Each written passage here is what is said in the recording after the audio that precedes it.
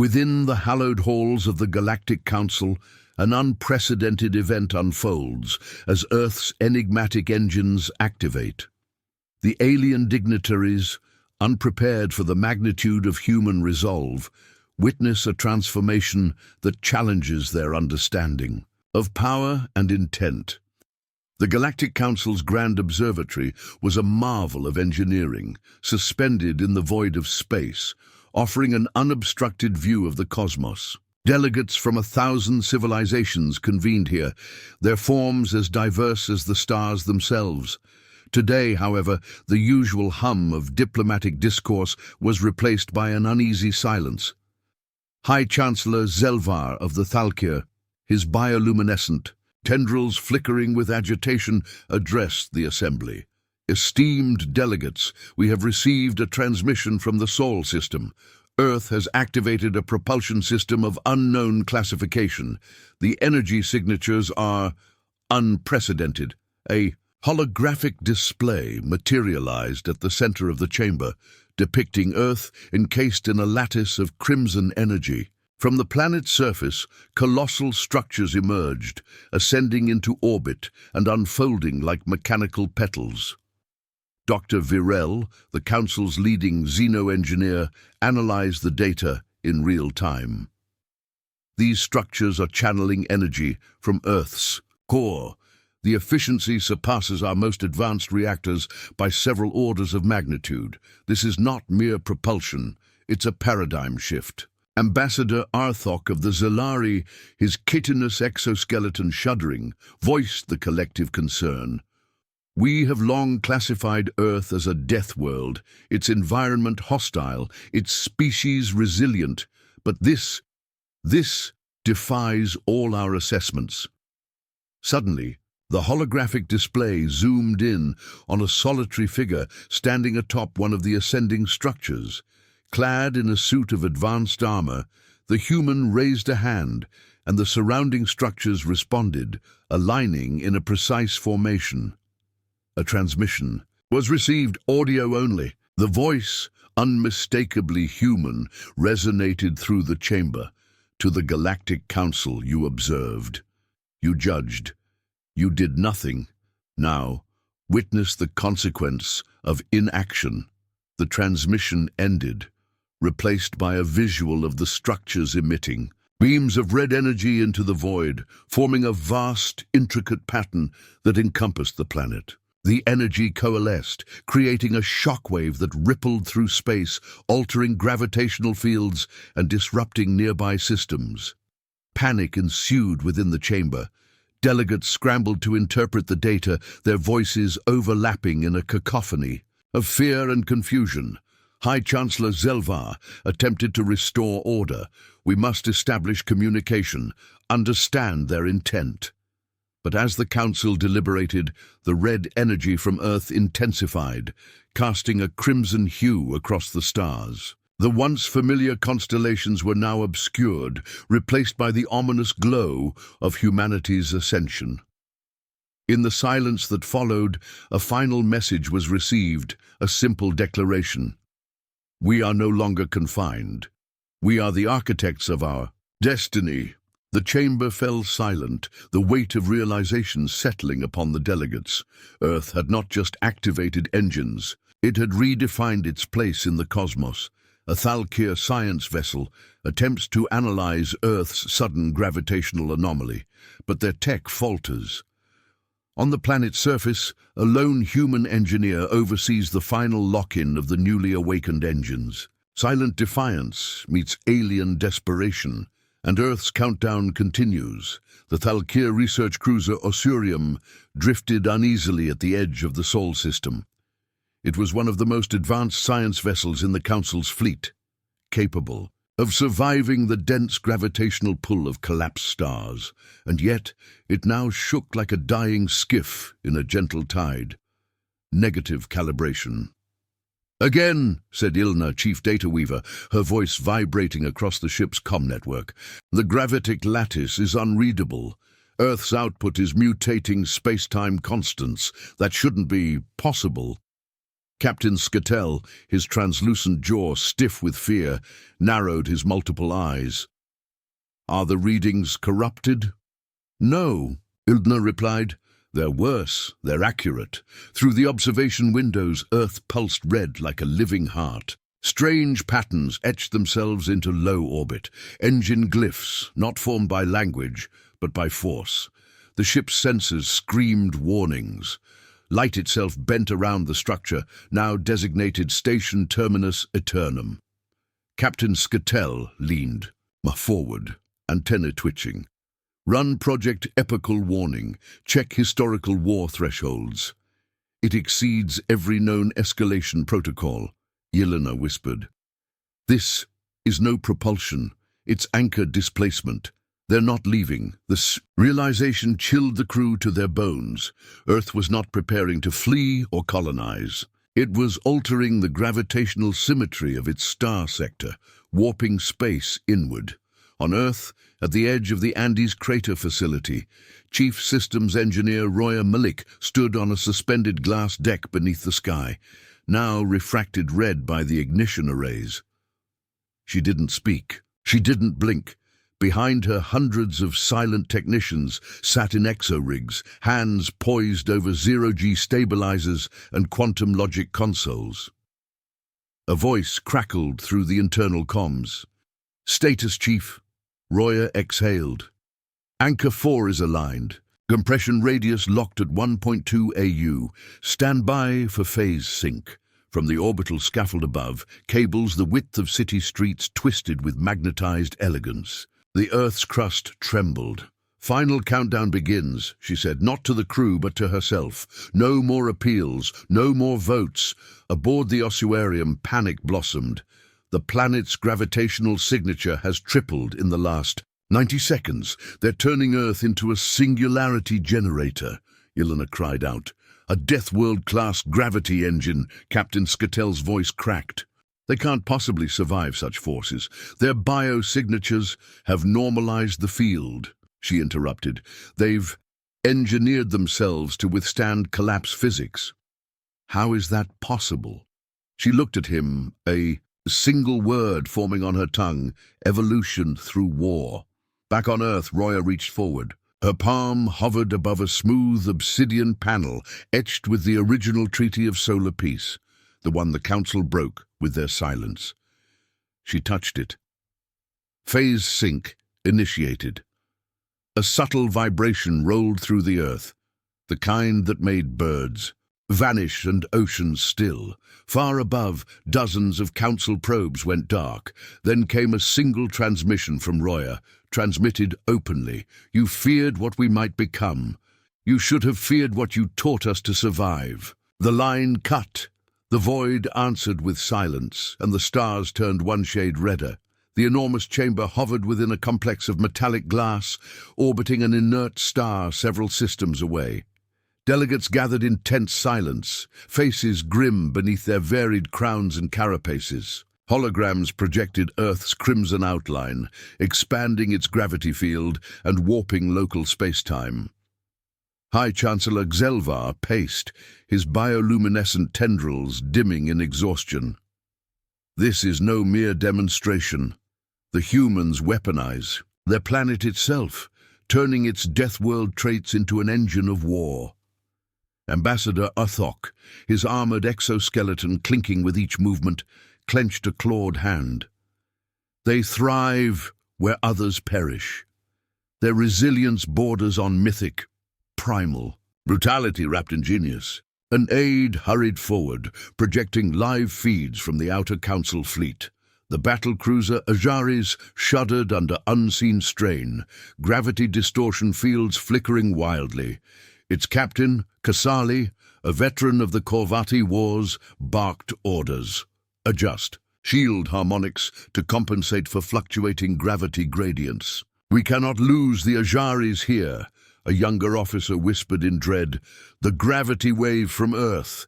It's tearing at the hull's molecular bonds."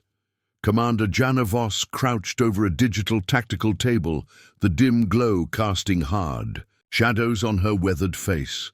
Around her, officers moved silently, speaking only when necessary.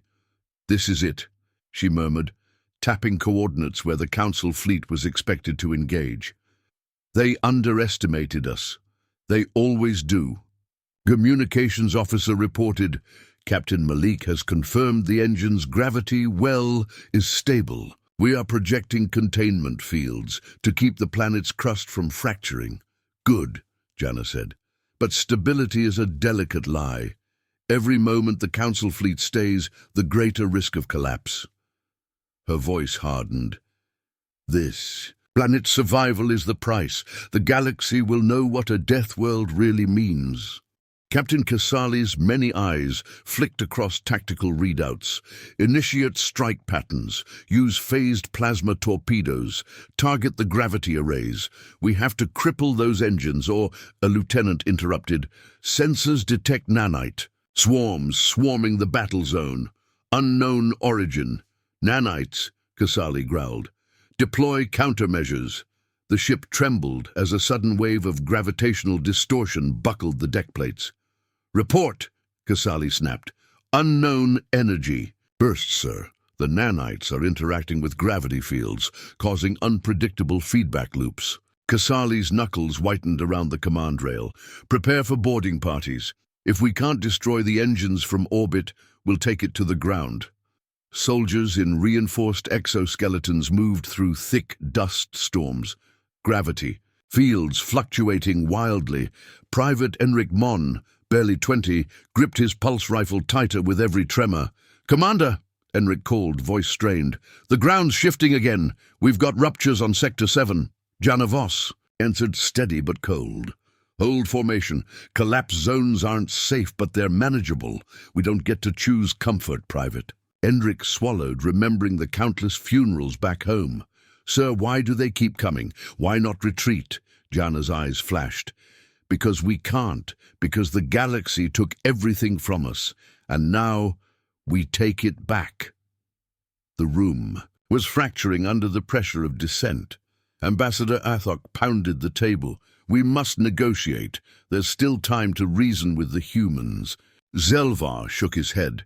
"Reason is a currency long bankrupt with them. They have turned Earth into a fortress of death."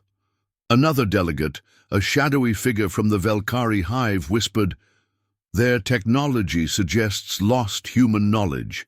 Pre-council eras. They wield ancient Deathworld secrets." Zelvar's voice darkened. "If so, it is a reminder. We never truly understood what we were facing." Jana stared at a live feed showing the Council's fleet vessels caught in gravitational. "Eddies like flies in a spider web. We are their prey," she said softly, "but we are also their nightmare." Beside her, Malik nodded. "The engines run on core resonance harmonics. We stabilize the planet by modulating those harmonics to the Council ship's frequencies. We turn their weapons against them."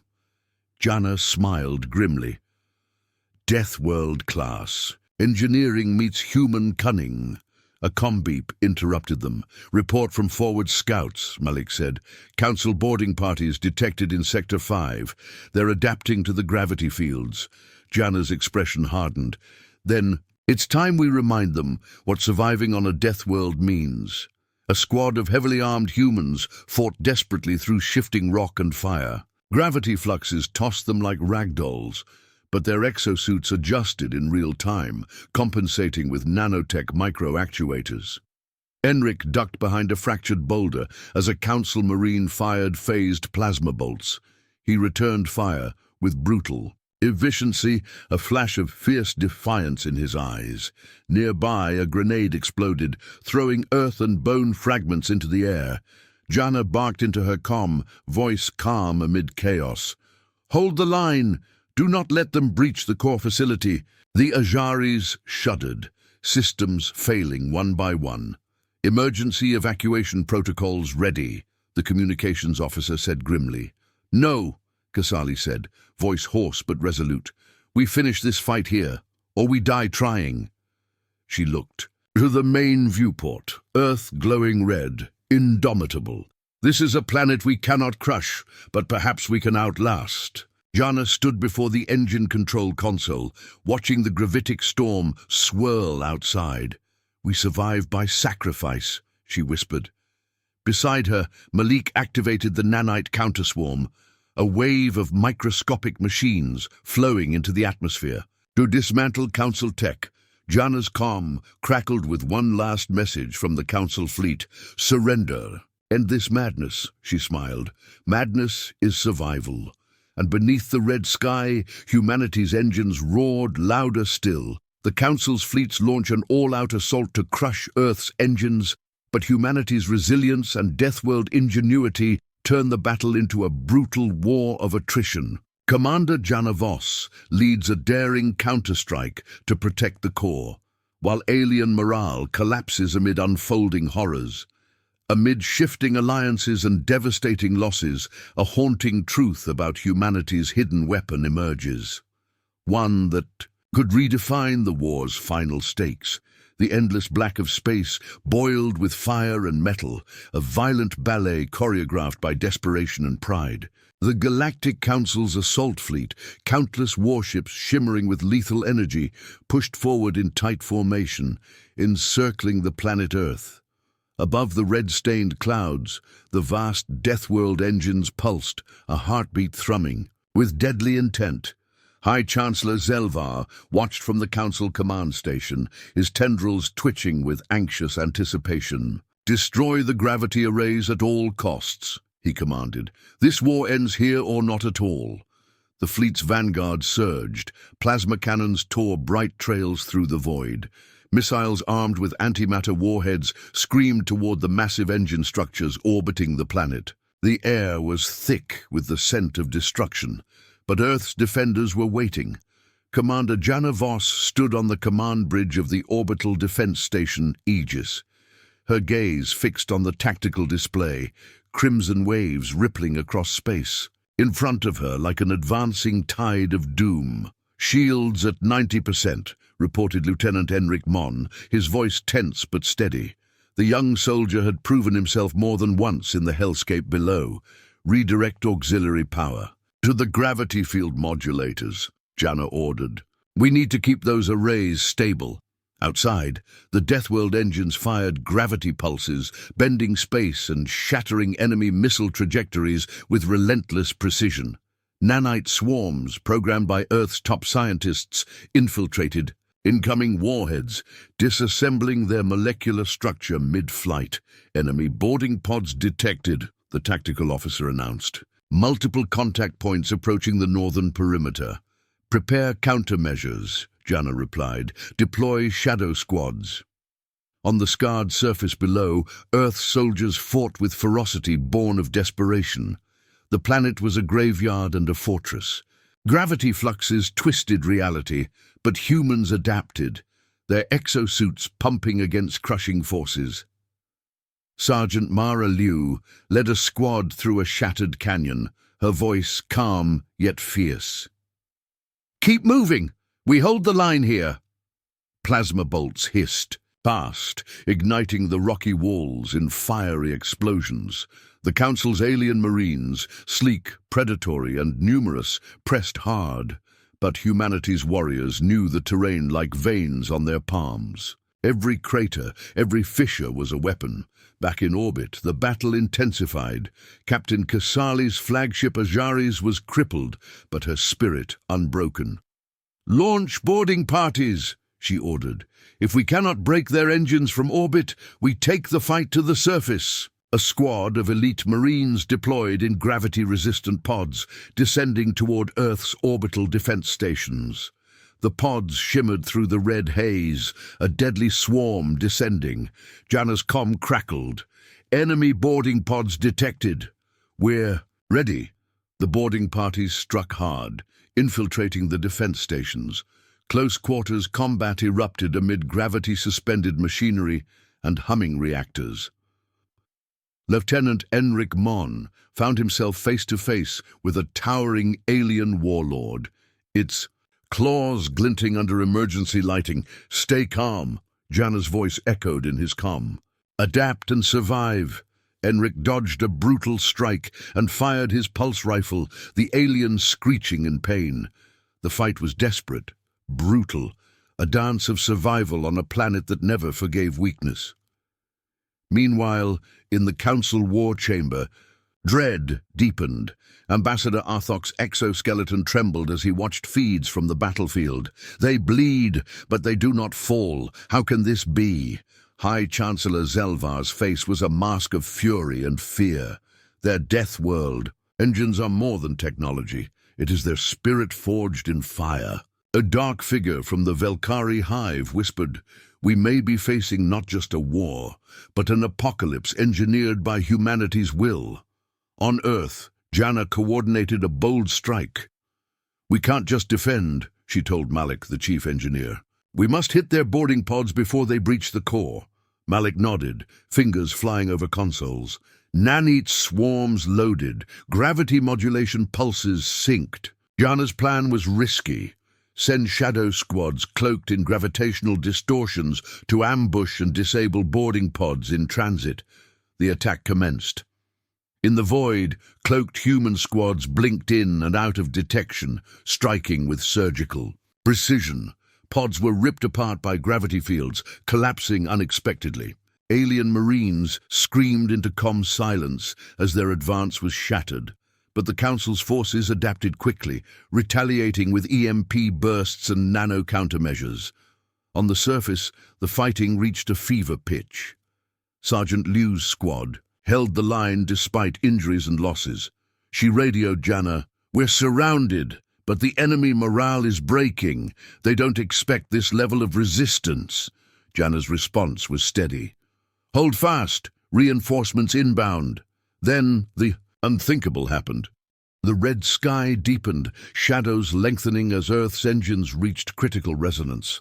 Gravity waves rippled outward, causing sudden quakes and spatial distortions.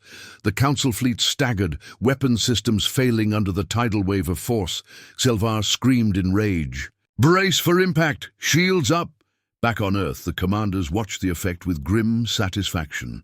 "Our Deathworld engines are breaking their will," Jana said softly. "But at what cost?" Malik's eyes darkened. "There is more. We are deploying the hidden weapon." Jana's breath caught. "The original protocol?" Malik nodded. "The sacrifice protocol." A hush fell over the command bunker. Malik continued. "A nanite swarm programmed to dismantle not only Council technology, but the very biological and psychic signatures that sustain their command structures." Jana swallowed hard. "We use it?" Malik's voice was steady. "We must." As the Council fleet reeled, dark tendrils of bio-nanites slipped silently into their ranks, unraveling neural networks and organic interfaces. Panic spread. Alien officers screamed into comms, losing control of their vessels. High Chancellor Zelvar's face paled as his command began to crumble. On the surface, the war raged on. Enric fought with grim resolve, knowing this battle would decide the fate of humanity's war.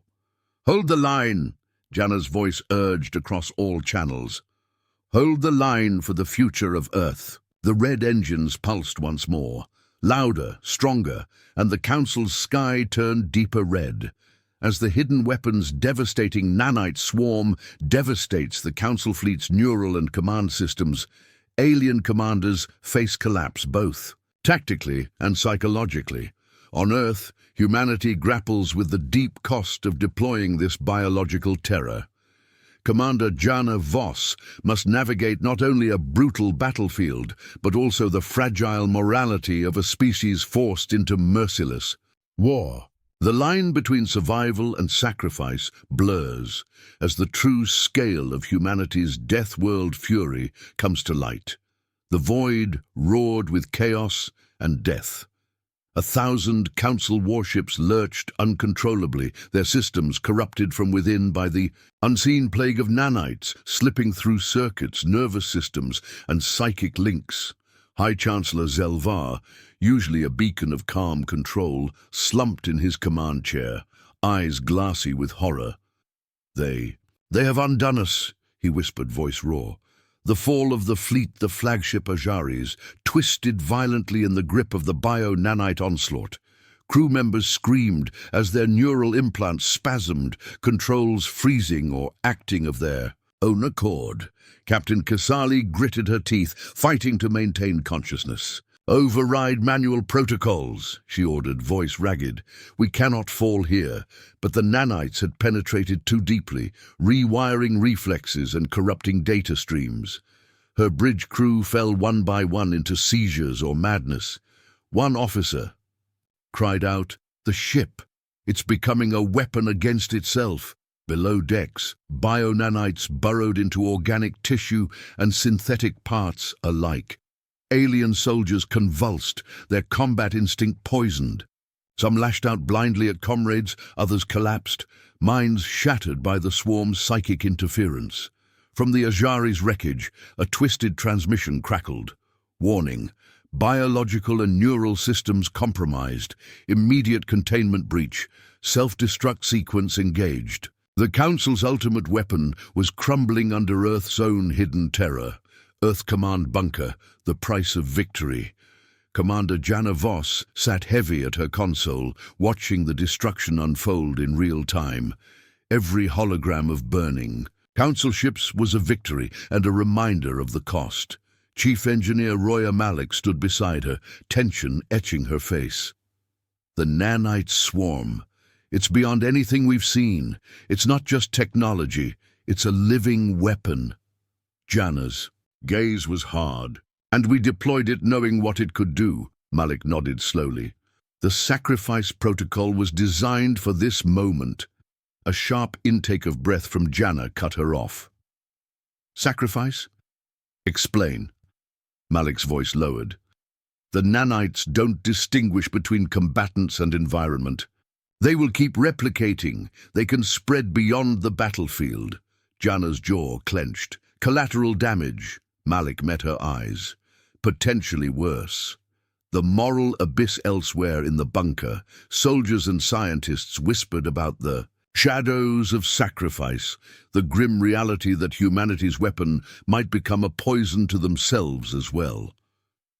Private Enric Mon stared at his hands, coated with nanite residue from recent scans. "Will it hurt us?" he asked no one in particular. Jana overheard and placed a firm hand on his shoulder. "We are Deathworld survivors. Our bodies, our minds, they adapt. We survive." Enric nodded, but doubt lingered. The Council's collapse back in the Council. Command Center panic was raw and all-consuming. Ambassador Arthok paced furiously. "We underestimated humans. Their cruelty is boundless." Zelvar's tendrils twitched erratically. "We face extinction by a species we thought primitive. A Deathworld species whose war is their evolution." A Velkari strategist whispered coldly, "This war will be remembered as the reckoning of the Deathworld." Suddenly, alarms blared. Neural networks across Council fleets failed en masse. The lights flickered and dimmed. The psychological toll-in. The burning remains of the Ajaris. Captain Kasali fought the creeping darkness in her mind. Visions of Earth's red skies flooded her thoughts. Endless war, relentless human resilience. "Why?" she whispered through clenched teeth. Her second-in-command answered grimly, "Because they were made to survive death itself." She clenched her fists. "Then we must become their death." Earth, the final gambit. Jana and Malik convened a secret council within the bunker's deepest chamber. "Containment of the nanites is our next priority," Malik said. "If they spread unchecked, they could destroy entire ecosystems." Jana nodded. "But we cannot call them back now. The Council fleets are broken. We have momentum." Malik's voice was steady, but grave. "We must prepare for the long fight, a war on multiple fronts. Shadows deepen as the red skies outside Earth burned brighter. A hidden broadcast crackled across the galaxy. The Death World has awakened. The Council's sky turns red, and humanity's shadow is eternal. The battle for survival had entered. A new, darker phase. Humanity's war was no longer just against the Council. It was against the legacy of sacrifice they had unleashed.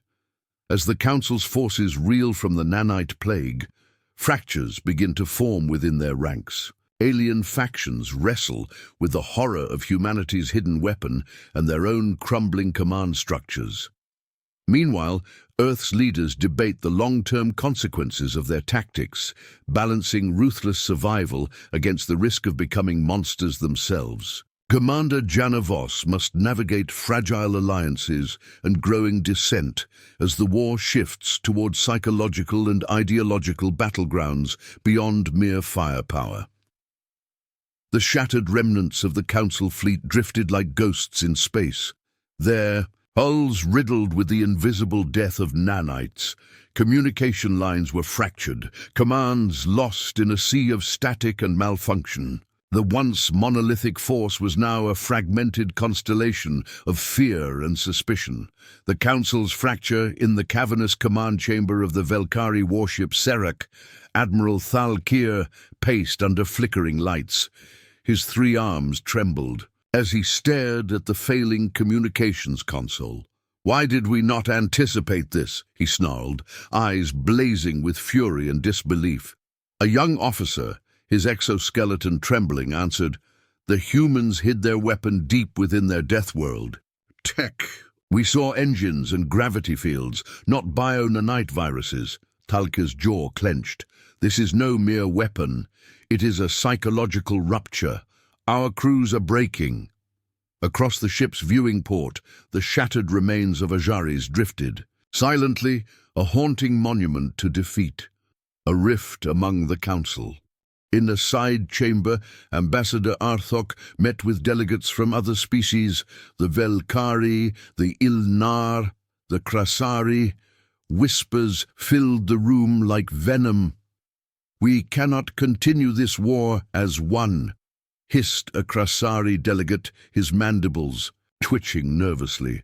"Our fleets are broken, our soldiers infected and mad." Rathok's voice was cold steel.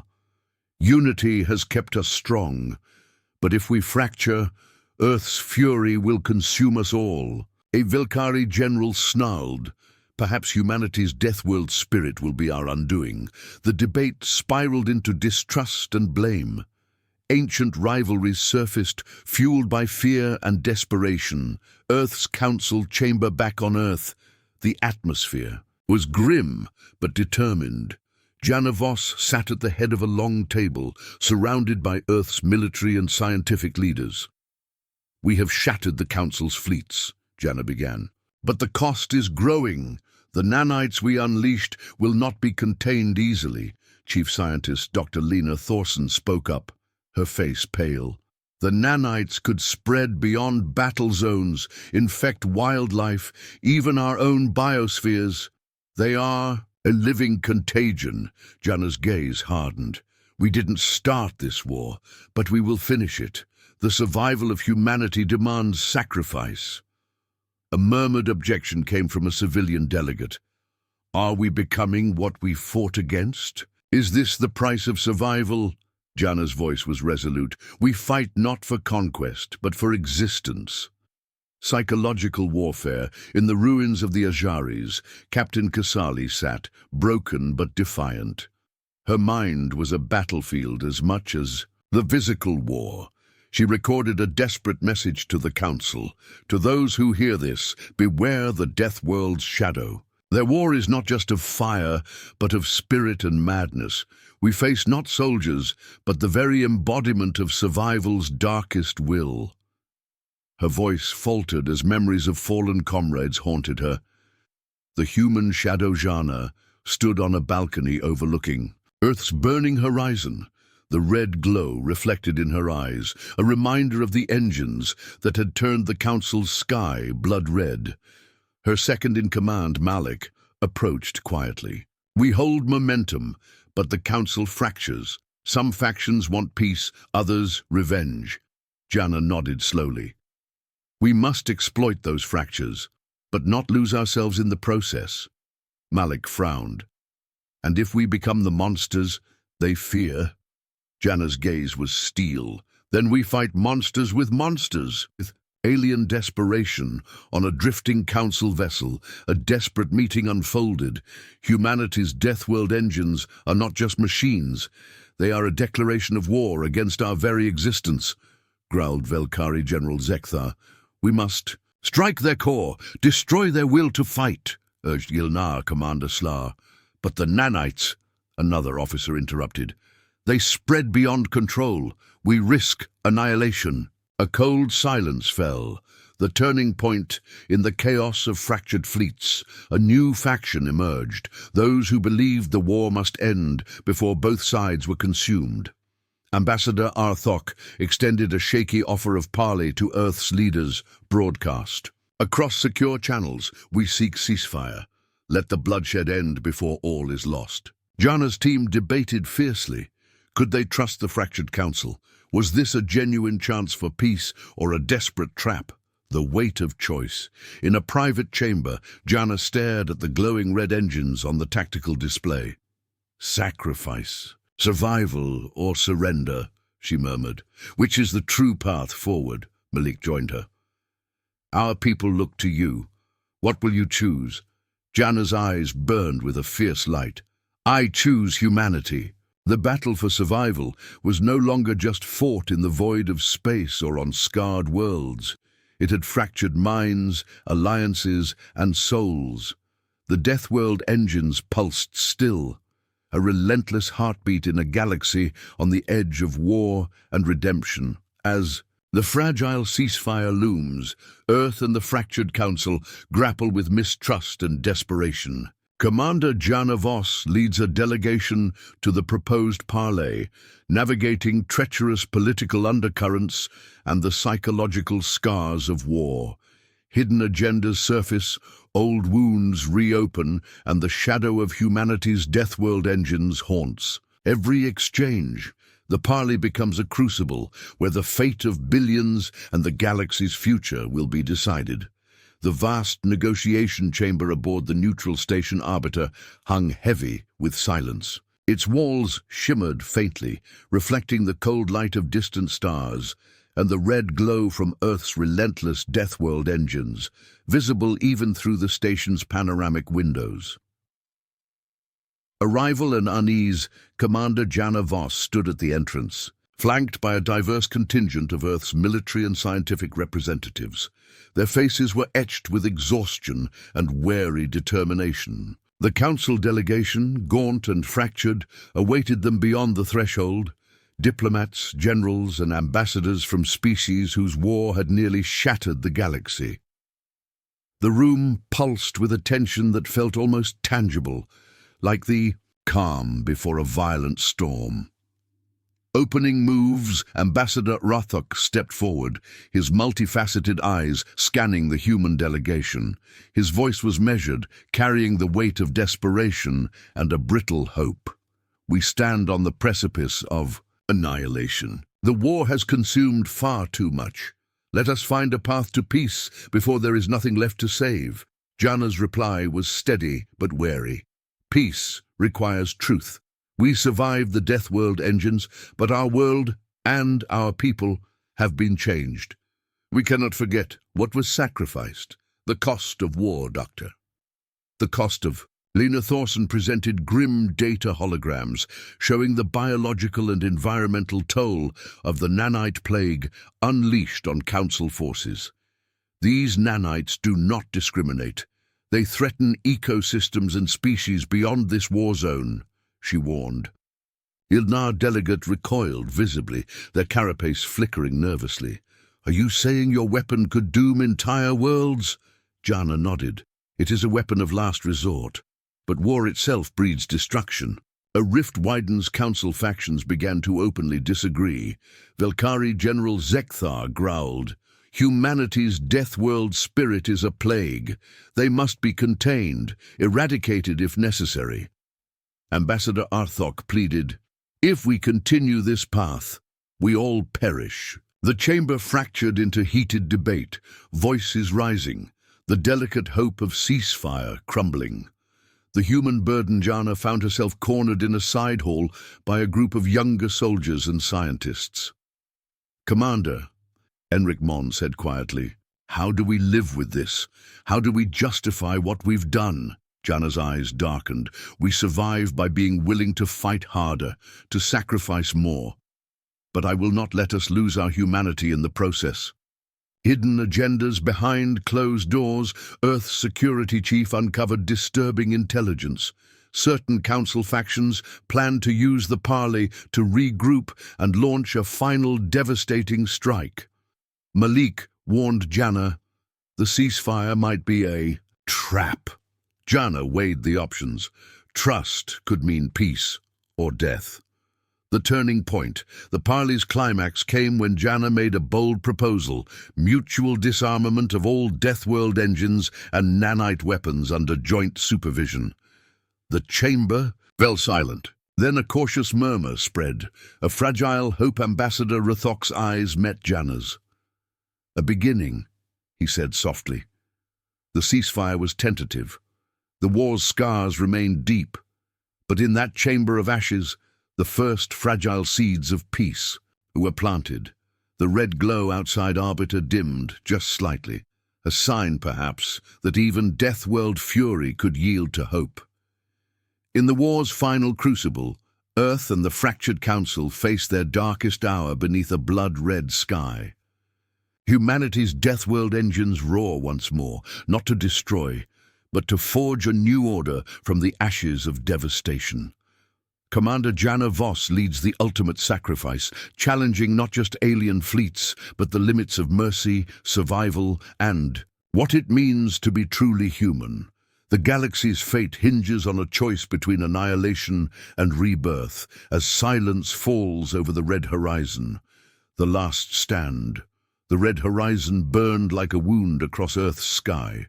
The Deathworld-class engines, once instruments of devastating war, now hummed with a different purpose: to protect, to warn, and to herald an uneasy peace.